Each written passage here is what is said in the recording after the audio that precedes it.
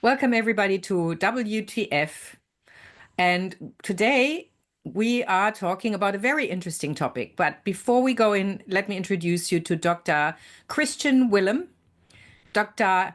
Steve Allen, and me, Angela Heise. So guess what we're going to talk about? Yes, we're going to talk about the mispronunciation of names and how we don't get people's names right and how we don't necessarily make an effort to talk to people in their language and with the name that they would love to be addressed with. Chris. Well, indeed. And thank you, Angela. And it's Christiaan Willems is how it's pronounced in Dutch, but Australians or English speakers struggle a bit with that, which is fair enough. But I've had some weird versions of my name, and I spent the best part of half a century convincing people, yes, I can spell my own name, and yes, it's EMS, and it's AA in Christiaan. So, but they still don't believe me for some reason, most of the time, or some of the time. And so it's quite a surprise and a very pleasant one when people pronounce it. They take the time to go, oh, there's two A's in Christiaan. Is it Christiaan? Yes, this. Thanks very much for noticing that and actually making the effort to pronounce it correctly. So it's a great thing when that happens. Yeah, I mean, for me, the thing is, in Australia, I have to fight for my last name. Heise. Yeah, but it's fine. Angela is not a problem at all. But when I go back to Germany, or even here when I meet Germans, they often insist on calling me Angela or Angela, which is not the pronunciation my parents have chosen. They chose the pronunciation Angela. So the closest I get generally is Angela. That seems to be the way people settle. But when I say to people, look, I would really prefer if you call me Angela or Angela, people have told me, oh, come on, don't get so upset about it. It's just a name. And I will say, oh, that's not a problem then, Claudia. Let's just keep going. We have an identity around our name. I think it's courtesy. It's an appreciation of the person to say, your name.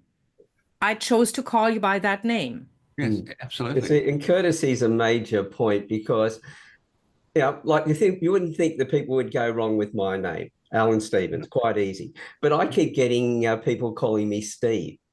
And when it's sitting on social media and the name is there on several places on the page, and they say, oh, it's nice to connect to you, Steve. I go, what in the world? And especially when they've asked to connect with me in the first place and I've accepted their connection and they still can't get it right. But I notice on the videos that when we put these videos into YouTube, Angela always comes back and puts an R on the end of your name. So I've got to remember all the time to go through and make sure I take those out because it comes through in the actual text that the videos create. So it's not only the humans that are making mistakes, it's also the AI and other tools that we're using that are making mistakes.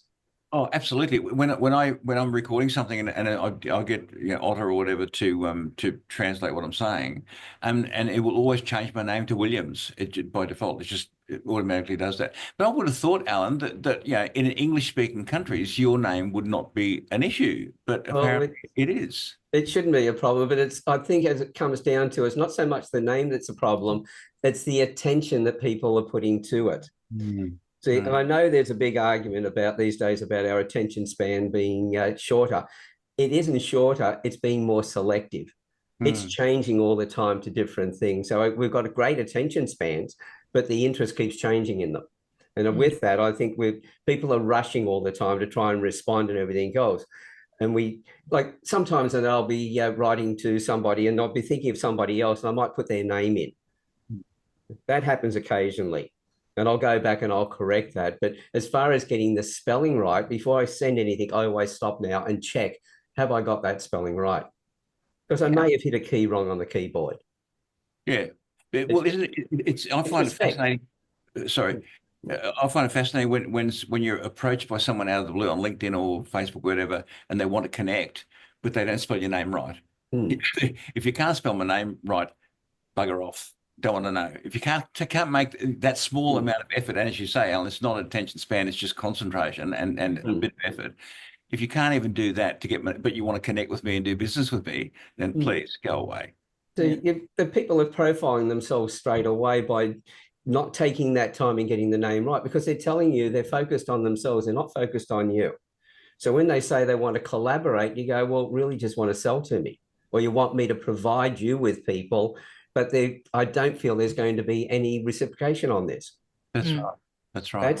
That's what people don't realize, is the message they're giving away to people by not just taking that little bit of attention and showing the other person the due amount of respect. Yeah. Yeah. And it always comes back to respect, doesn't it? A mutual respect. Sorry, exactly. What I generally do is when somebody, especially when somebody has a longer name, and in Australia that's a 2-syllable name, right?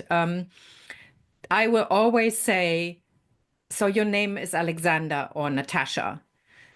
What do you like to be called? And when they go, oh, whatever, I go, no. How do you call yourself? And they say, oh, I'm Natasha. I will call them Natasha. If Alexander comes back and says Alex, I'll call him Alex. But the thing is, in Australia, we just shorten names all the time. I mean, and people don't ask. My name is not Ange. I prefer to be called Angela. Yeah. Some of my close friends call me Angie, and they are, but that's a form of endearment. Yeah.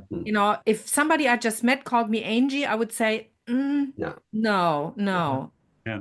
I have a friend whose name is Jonathan. First name is Jonathan, and it's only his wife that is allowed to call him John, which is lovely. And so he's not sort of aggressive about it or anything, but you understand that his name is Jonathan. And you're right, Angela. In Australia, we tend to, oh yeah, John. No, it's not. In the case of his name, it's a recognition of the connection he has with that person. That's right. And the connection he has with his wife is completely different to the connection with everybody else. And therefore, fully understand and appreciate the fact that it's John to her, but it's Jonathan to everybody else. That's right. Yeah. No, it's checking it. Frustrating. I often ask people, well, how do you pronounce that? Especially when I look at some names, I go, how the hell is this thing pronounced?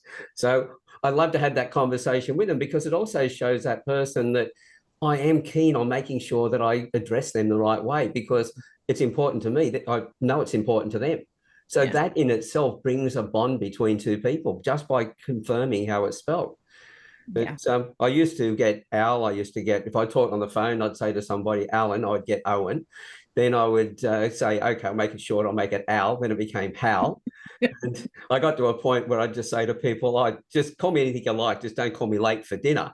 But then after doing that for years and years, I realized, hang on, that was doing myself a disservice and anybody else as well a disservice.